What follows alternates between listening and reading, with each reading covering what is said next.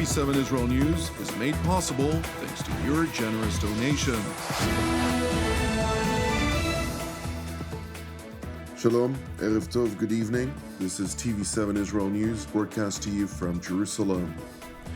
Germany announces its intention to lift its partial arms embargo that it had imposed on Israel.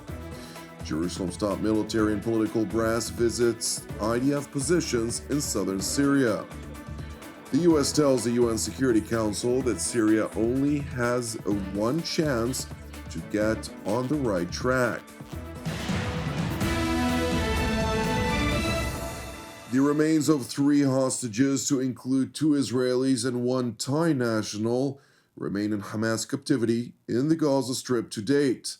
The hostages include Ran Gvili, a police officer who was murdered on October 7th of 2023 by Hamas terror operatives and whose body was then taken into captivity, Dror O from Kibbutz Be'eri, who was murdered and taken hostage when he tried to protect his family while Palestinian terrorists set their home on fire on the morning of October 7th, and Sudhisak Rinthalak, an agricultural worker from Thailand, who was working in the community of Be'eri as Hamas launched its intended genocide. He was murdered on October 7th as well, and his body was then taken captive by Hamas to the Gaza Strip. According to President Trump's 20-point plan, the 3 hostages were expected to be released within the first 72 hours after the ceasefire took effect on October 10th of last month. Meanwhile, the Islamist Hamas paid a heavy price for once again violating the ceasefire yesterday when it opened fire at IDF troops operating within the bounds of the Yellow Zone in compliance with President Trump's 20-point plan. Thankfully, no injuries were reported. However, in a retaliatory response, the IDF launched several attacks towards Hamas terror operatives, which, according to the terror organization, resulted in 22 casualties. Among others, the Hamas Zaytun Battalion commander and chief of the terror group's naval forces was also eliminated. It is important to highlight that while the recent adoption of UN Security Council Resolution 2803 provided President Trump's 20-point plan much-needed momentum, there seems to be a lack of international will to commit their own forces to disarm the Islamist Hamas. In contrast, there is relatively broad keenness in helping reconstruct the devastated Palestinian enclave. Die Bundesregierung bleibt bereit, im weiteren Wiederaufbauprozess. The German government remains prepared to play a constructive role in the reconstruction of Gaza. We are now waiting for Egypt, which we regard as having a leading role, to issue the relevant invitations. I am in close contact with my colleague Alabali Radovan on this matter, and we are both ready to travel to Cairo at any time or to take other measures that will help to move things forward in the Gaza Strip, to quickly improve the humanitarian situation for the people there and, above all, to enable constructive talks to begin on peaceful coexistence between Israelis and Palestinians in this region.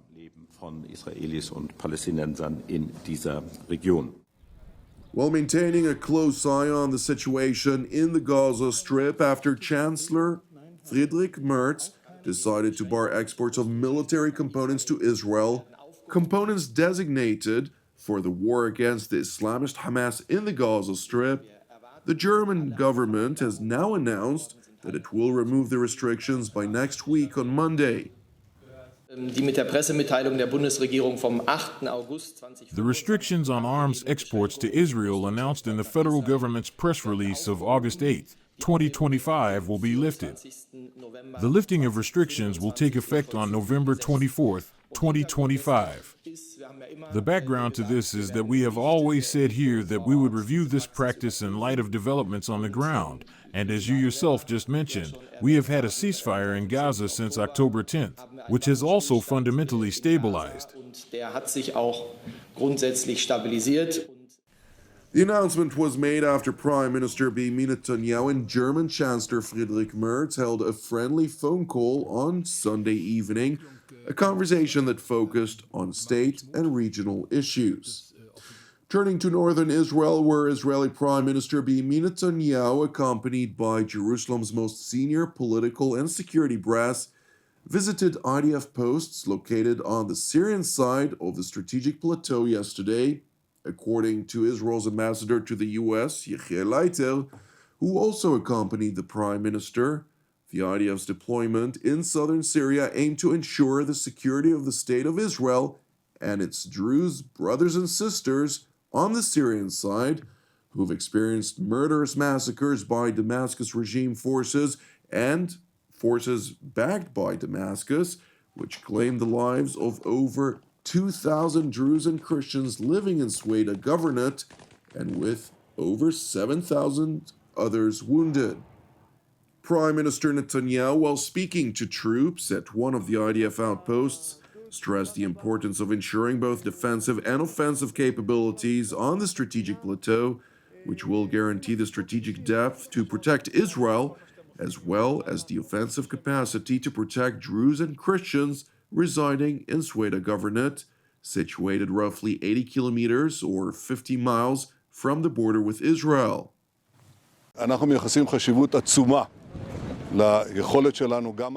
We attach immense importance to our capability here, both defensive and offensive, safeguarding our Druze allies, and especially safeguarding the State of Israel and its northern border opposite the Golan Heights. This is a mission that can evolve at any moment, but we are counting on you. I deeply appreciate not only what you are doing, but also the fact that your families are mobilizing for this. I want to convey to you gratitude not only from the government of Israel, but also from the citizens of Israel and the State of Israel. Thank you very much. The visit by Israeli officials came 3 days after a joint Russian-Syrian delegation reportedly traveled along Syria's border with Israel from north to south, merely a day after Russia's deputy defense minister visited Damascus, and where he held a meeting with the Syrian defense minister Murhaf Abu Qasra, where they held discussions on deepening relations between Moscow and Damascus. Meanwhile, at the United Nations Security Council in New York City, Russian Ambassador Vasily Nebenzia rebuked Israel for its occupation of Syrian territory. The rebuke of Israel's presence in southern Syria was echoed by a number of members of the Security Council, to include France and Algeria, among others, as the representative of the Damascus regime himself called on the international community to push Israel out of its territory.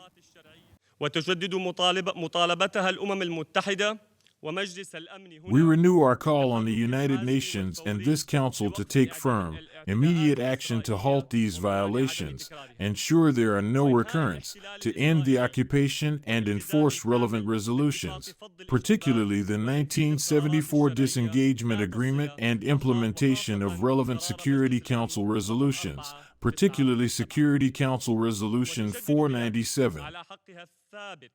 Syria reaffirms its consistent sovereign right over all its territory and rejects any external interference that threatens civil peace or seek desperately to derail our people's efforts to build a better future. The Syrian people have proven to the world as a whole their resilience and their unwavering determination to achieve their goals.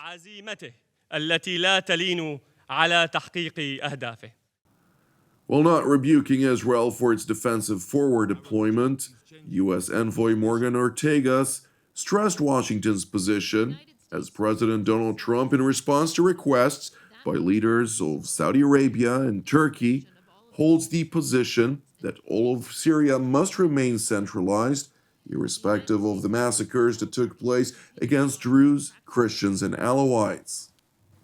The United States supports Syria's national unity. That means the peaceful, inclusive integration of all of its citizens, including religious and ethnic minorities. The United States encourages all parties to continue following the practical approach of the Soweto Roadmap to support Syria's reconstruction and achieving national reconciliation.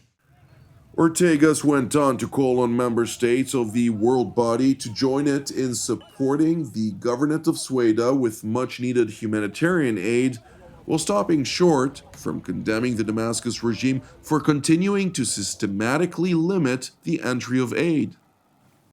On October 27th, the United States announced life-saving humanitarian assistance to Druze, Christian, and Bedouin communities in Sweden as a part of our ongoing efforts to support a stable Syria at peace with itself and its neighbors.